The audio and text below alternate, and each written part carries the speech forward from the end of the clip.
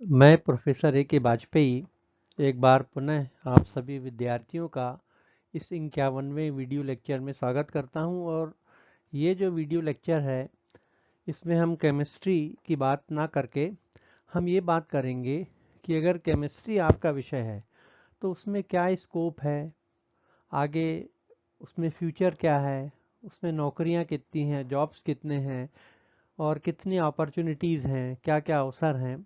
ये सारी बातें हम इस वीडियो लेक्चर में करेंगे और मुझे उम्मीद है कि ये वीडियो लेक्चर भी आपको पसंद आएगा।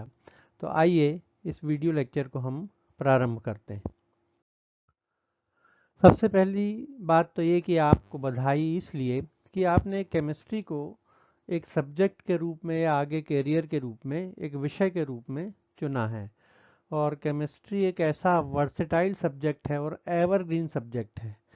कभी ना इसकी डिमांड कम होने वाली है, बल्कि जैसे जैसे इंडस्ट्रियलाइजेशन हो रहा है, इंडस्ट्रीज आ रही हैं, रिसर्च एंड डेवलपमेंट इंस्टीट्यूट्स खुल रहे हैं, तो ये जो सब्जेक्ट है केमिस्ट्री ये उतना ही पॉपुलर होता जा रहा है।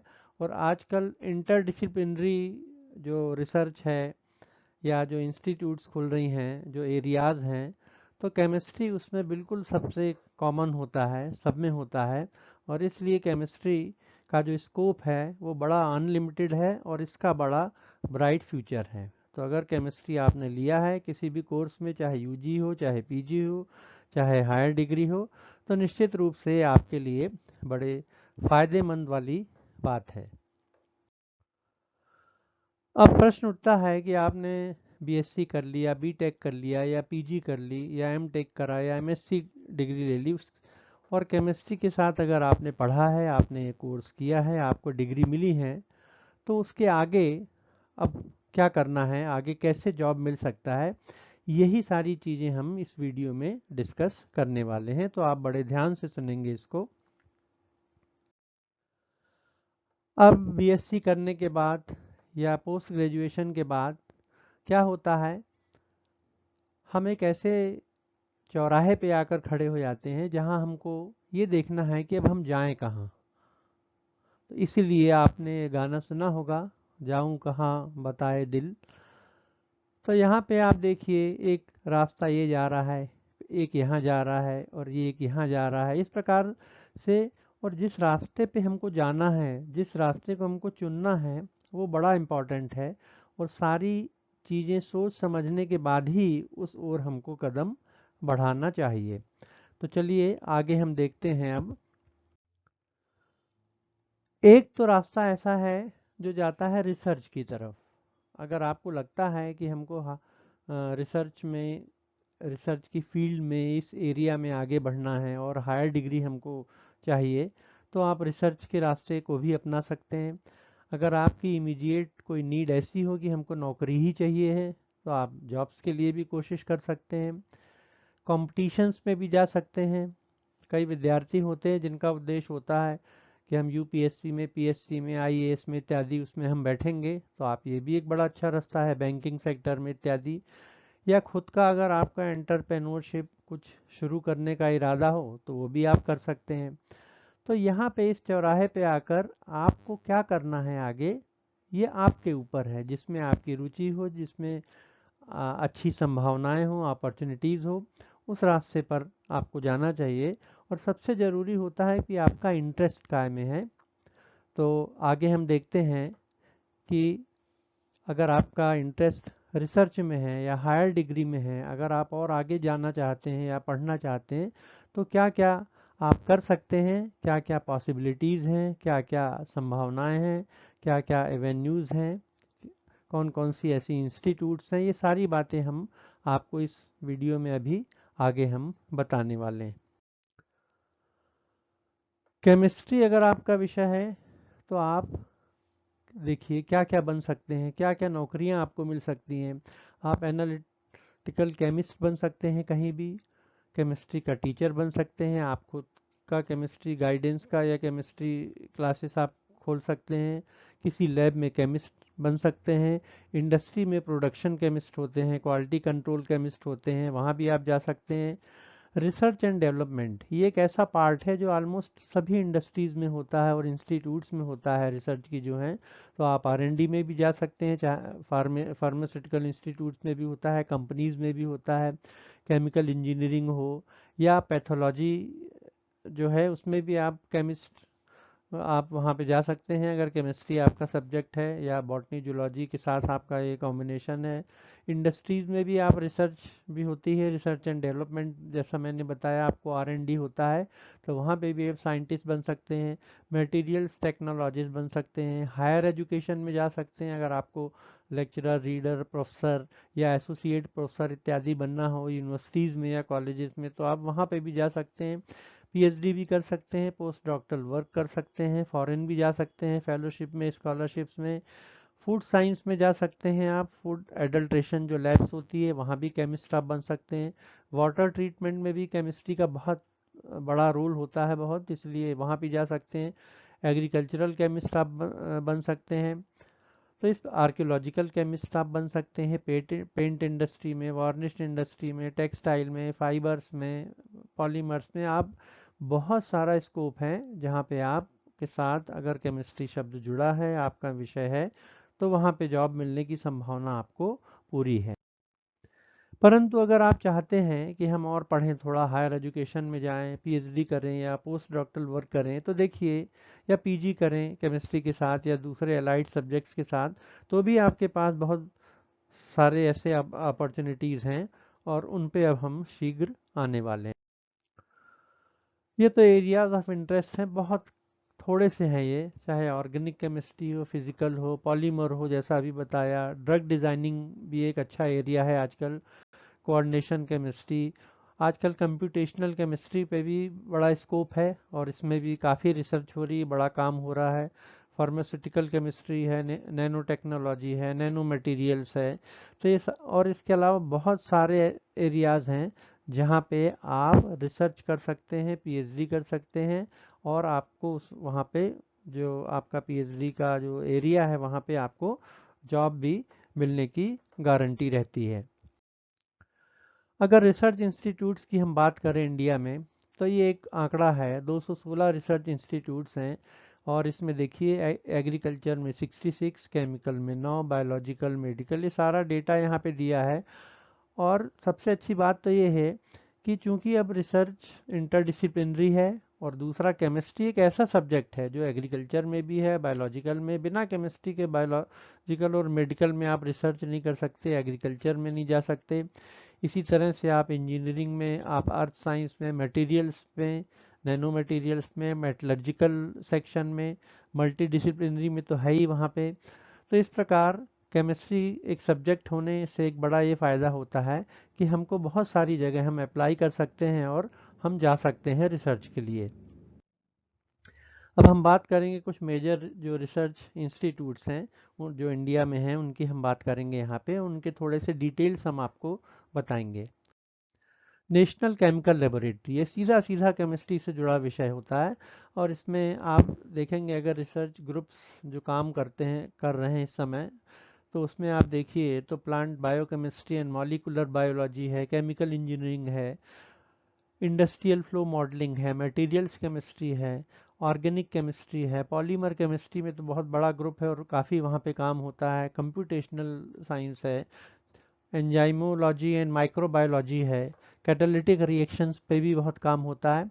और ये जो नेशनल केमिकल लेबोरेटरी है ये पूना में है, और देखिए आप इसका स्टाफ, टेक्निकल सपोर्टिंग स्टाफ, ये इनके भी रिक्रूटमेंट होते हैं, और इसके अलावा इनका पीएचडी का खुद का प्रोग्राम होता है, और उसमें केमिकल, बायोलॉजिकल इंजीनियरिंग और फिजिकल साइंसेस में आप पीएचडी कर सकते हैं।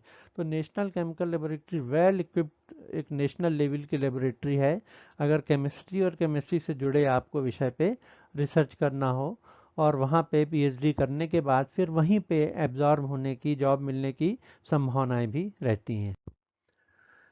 सेंट्रल इलेक्ट्रोकेमिकल रिसर्च इंस्टीट्यूट, इसको सीकरी कहा जाता है, ये कराईकुडी तमिलनाडु में है, और इनके जो मेजर रिसर्च एंड डेवलपमेंट के जो प्रोग्राम्स हैं ये इलेक्ट्रोकेमिस्ट्री से संबंधित होते हैं, जैसे करोजन साइंस है, इंडस्ट्रियल मेटल फिनिशिंग है, बैटरीज है, एनर्जी से जुड़े हुए जो विषय होते हैं, इलेक्ट्रोमेटलर्जी है, इलेक्ट्रोप्लेटिंग है, इलेक्ट्रोकेमिकल इंस्ट्रूमेंटेशन, पोल्यूशन इत्यादि पे।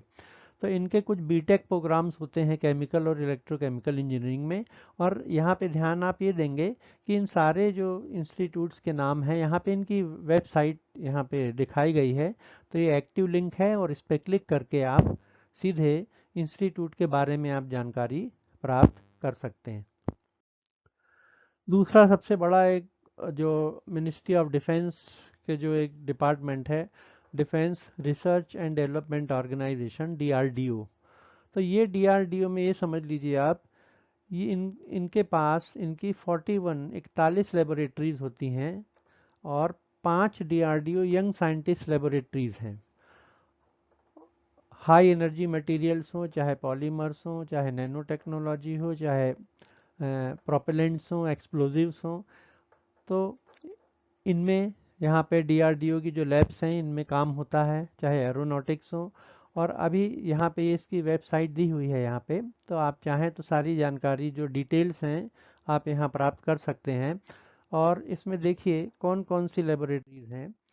Advance system laboratories, aerial delivery research and development establishment, centre for airborne systems, ये सारी की सारी जो लैब्स हैं ये DRDO के अंतर्गत आती हैं। जैसा बताया 41 लैब हैं। Defence material and store research and development establishment, ये देखिए। तो ये सारे डिफेंस से जो जुड़े हुए जितने भी पहलू होते हैं उनसे सब, चाहे इंस्ट्रूमेंटेशन हो, चाहे मटेरियल्स हो, चाहे प्रोसेसेस हो, चाहे मेथड्स हो, उनसे संबंधित जो रिसर्च वर्क है यहाँ पे होता है। तो अगर आपका इंटरेस्ट है डिफेंस में जाने का, या कोई ज़रूरी नहीं कि हम सेना में जाएं, हम ये जो DRDO की जो लेबोरेटरीज हैं इनमें रहकर भी हम अपने देश की सेवा कर सकते हैं। और ये देखिए, ये institute of technology management, instrumentation research, तो काफ़ी ब्रॉड एरिया है और अलग अलग बहुत सारे डिसिप्लिन में इनमें काम होता है। और रिक्रूटमेंट होते हैं साइंटिफिक ऑफिसर्स के, साइंटिस्ट के, R&D में भी। और इसके अलावा इनके कुछ प्रोजेक्ट्स भी चलते हैं जिसमें अगर आप सिलेक्ट होते हैं, आप सिलेक्ट किए जाते हैं, सिलेक्शन होता है आपका, तो उसमें भी आप PhD के लिए फेलोशिप आपको भी मिलेगी और वहाँ पे आप PhD कर सकते हैं। इसी तरह से बायोमेडिकल फील्ड में जिनका इंटरेस्ट है, कुछ आर्टिफिशियल इम्प्लांटेशन पे काम किया जाए, बायोमेडिकल रिसर्च में जाया जाए, आर्टिफिशियल इम्प्लांटेशन में, ड्रग डिलीवरी सिस्टम्स में, या कार्डियोवैस्कुलर डिवाइसेस में, या आर्थोपेडिक्स में, या in vitro and in vivo testing अगर आपको करवाना है, आप रिसर्च में हैं और आप चाहते हैं कि कुछ इस तरह की टेस्टिंग हमको वहाँ हमारे जो मटेरियल हम बनाते हैं उसमें हो जाए, तो ये सारा काम, ये बड़ी नेशनल लेवल की लेबोरेटरी है और प्राइम इम्पोर्टेंस की है, Shri Chitra institute of biomedical science and technology. और ये तिरुवनंतपुरम में है, केरला में। ये इसकी वेबसाइट, इनका हॉस्पिटल भी है वहाँ पे। तो ये इसकी वेबसाइट दी है और वेबसाइट में क्लिक करके आप सारी जानकारी इस इंस्टीट्यूट के बारे में प्राप्त कर सकते हैं। और वहाँ काफ़ी बहुत सारी टेस्टिंग भी होती हैं जो बायोलॉजिकल या बायोमेडिकल रिसर्च से जुड़ी हुई। तो जो स्टूडेंट्स इस फील्ड में काम कर रहे हैं, PhD कर रहे हैं या रिसर्च कर रहे हैं, तो उनके लिए ये बड़ी एक अच्छी इंस्टीट्यूट है। आप विजिट भी कर सकते हैं और उनसे कांटेक्ट भी आप कर सकते हैं। कुछ नॉमिनल उनके चार्जेस होते हैं, उस चार्जेस को पे करने के बाद आप वहाँ पे एनालिसिस या कैरेक्टराइजेशन अपने मटेरियल्स का करवा सकते हैं। ये सेंट्रल लेदर रिसर्च इंस्टीट्यूट है चेन्नई में। इनके बाकी जो रिसर्च के जो एरियाज़ हैं वो यहाँ लिखे हुए हैं, ये वेबसाइट भी पूरी दी है। तो इनके शॉर्ट टर्म ट्रेनिंग प्रोग्राम्स भी होते हैं, जैसे फुटवेयर मैन्युफैक्चर है, लेदर प्रोसेसिंग है, टेस्टिंग है, क्वालिटी कंट्रोल केमिस्ट है माइक्रोबायोलॉजी में। तो लेदर से जुड़े हुए जितने भी एस्पेक्ट हैं, तो उनके 1 से 6 हफ्ते तक, कुछ प्रोग्राम्स ऐसे हैं जो 5 दिन के हैं या 1 वीक के हैं, और कुछ 6 6 हफ्ते के प्रोग्राम्स होते हैं। तो आप सारी जानकारी ये वेबसाइट से जाके ले सकते हैं। और अगर आपको लगता है कि कुछ स्पेशलाइज कोर्सेज कर लेंगे तो उसके बाद जॉब मिलने की संभावना ज़्यादा है, तो ये शॉर्ट ट्रेनिंग प्रोग्राम आप कर सकते हैं। इसी तरह से Indian institute of science education and research, जिनको आइजर्स कहा जाता है, तो ये पूना का आपको बताया है। तो इसमें 5 साल का ड्यूअल बैचलर और मास्टर डिग्री प्रोग्राम्स होता है, केमिकल साइंस में भी, बायोलॉजिकल साइंस में भी, डेटा साइंस में, अर्थ और क्लाइमेट साइंसेस में, इकोनॉमिक साइंसेस में। और उसके अलावा 4 साल का बीटेक प्रोग्राम भी ये ऑफ़र करते हैं। और इनके भी बड़े स्पेशलाइज्ड एरियाज़ होते हैं, इनकी वेल इक्विप्ड इंस्ट्रूमेंटेशन लैब्स होती हैं, जहां पर आप पीएचडी कर सकते हैं। और आप चाहें तो इसमें जो एरियाज़ यहाँ दिए हुए हैं वहाँ पे आप रिसर्च कर सकते हैं। फेलोशिप भी कई यहाँ पे फेलोशिप भी ये लोग प्रोवाइड कराते हैं। और सारी जो इन्फॉर्मेशन है आपको वेबसाइट से मिल सकती है। तो केवल एक जो आइजर्स हैं ये पूना में भर नहीं है, 7 आइजर्स हैं कोलकाता, पुणे, मोहाली, भोपाल, तिरुवनंतपुरम, तिरुपति और बहरामपुर उत्तर प्रदेश में। तो ये इनके जो एक्टिव लिंक हैं इनकी वेबसाइट्स की ये दी हुई हैं, और वहाँ पे आप क्लिक करके सारी इंफॉर्मेशन आप प्राप्त कर सकते हैं। ये नेशनल मेटलर्जिकल लेबोरेटरी है, इनका भी पीएचडी प्रोग्राम होता है मटेरियल और मेटलर्जिकल इंजीनियरिंग में। और विशेष रूप से मिनरल प्रोसेसिंग, कैसे मिनरल्स की प्रोसेसिंग की जाती है, कैसे एक्सट्रैक्शन होता है, एक्सट्रैक्टिव मेटलर्जी, और analytical, applied analytical chemistry, energy और एनवायरनमेंट, ये कुछ ऐसे एरियाज़ हैं जहाँ पे काम होता है, रिसर्च होती है। और इनका जो पीएचडी प्रोग्राम है इसमें भी आप पार्टिसिपेट करके आप पीएचडी के स्टूडेंट के रूप में आप इसमें एनरोल्ड हो सकते हैं। और इनके स्टूडेंट्स के लिए और प्रोफेशनल के लिए ट्रेनिंग प्रोग्राम्स भी होते हैं। तो ये यहाँ इसकी वेबसाइट दी है, तो उसमें आप जाके सारी इन्फॉर्मेशन आप प्राप्त कर सकते हैं। Indian institute of polymer science Siliguri, ये डिस्टेंस एजुकेशन की एक इंस्टीट्यूट है, नॉन यूनिवर्सिटी नेचर की। और ये इनके सर्टिफिकेट कोर्सेज होते हैं जो पॉलीमर से जुड़े हैं, रबर टेक्नोलॉजी से। ये देखिए, certificate in rubber technology, diploma courses, PG diploma in rubber technology. इसके अलावा बीएससी, एमएससी, बीटेक, एमटेक भी ये ऑफ़र करते हैं। और ये सारे डिस्टेंस एजुकेशन के प्रोग्राम्स हैं, और इनकी जो सीट्स हैं बहुत कम होते हैं, और जून में शायद इनके एडमिशन्स शुरू होते हैं। तो ये वेबसाइट में आप जाके इनको ये देख सकते हैं। इसके अलावा जो CSIR की जो लेबोरेटरीज़ हैं, 39 लेबोरेटरीज़, तो उनके एक्टिव लिंक भी यहाँ पर आपको दिए हुए हैं। तो आप जाके इनमें क्लिक कर सकते हैं और आप इंफॉर्मेशन प्राप्त कर सकते हैं कि कहाँ पे आपको जाना चाहिए, और आपके रुचि के अनुसार, आपके इंटरेस्ट के अनुसार आप वहाँ पे देख सकते हैं। क्योंकि क्या होता है, वेबसाइट में ही आजकल सारी चीज़ें, जो भी इंफॉर्मेशन होती है, कोई ऑफर्स होते हैं प्रोजेक्ट के लिए या फेलोशिप्स के लिए, या वैकेंसी निकलती है, तो सारी उसमें आती है वेबसाइट्स में। तो आप जाके देख भी सकते हैं, विजिट कर सकते हैं। फिर जो पीएचडी करते हैं या रिसर्च करते हैं उनके लिए एक बहुत अच्छी ये फैसिलिटी है, UGC DAE, department of atomic energy consortium for scientific research. तो ये यहाँ पे अपने यहाँ मध्य प्रदेश में इंदौर में भी है, कलकत्ता में है, चेन्नई में है।